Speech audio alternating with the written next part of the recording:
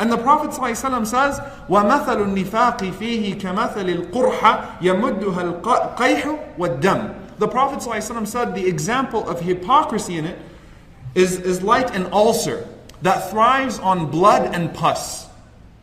Now, you might be wondering, what does that even mean?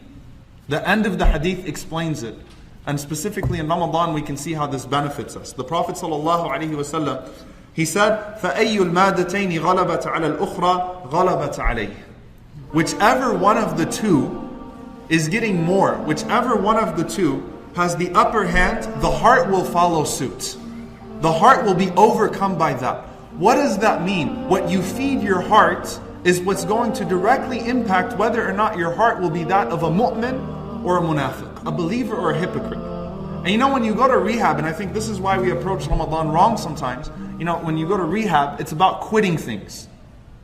And so if I'm going to tarawih every night, but while I'm at home I have the TV on all day, and I'm still spending the same amount of time on the internet, and I'm still talking about the same types of things with people, and I'm hanging out with the same group of people that are polluting and corrupting my heart, then am I feeding the plant, the herb, or am I feeding the ulcer?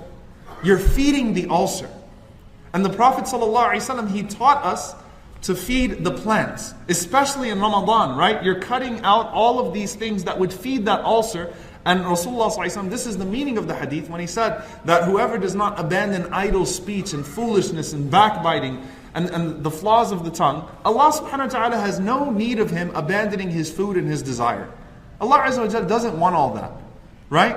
Your heart has to fast as well. Your limbs have to fast as well. And so what are you feeding your heart in Ramadan?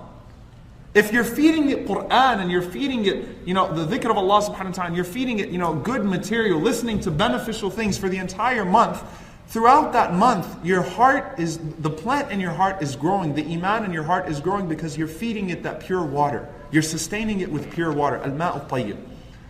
And so the Prophet ﷺ, he said, number one, not the Prophet ﷺ, there's a very beautiful saying from Imam Ibn al-Jawzi rahimahullah ta'ala.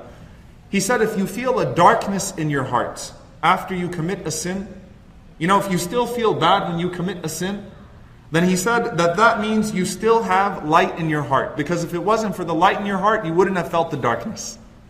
Think about it, it's very profound. If you still feel bad, like, you feel uncomfortable in Ramadan when this stuff is going on, and outside of Ramadan as well, you still feel bad, you still have that guilty conscience, that means that there's still nur in your heart. There's still some form of light in your heart.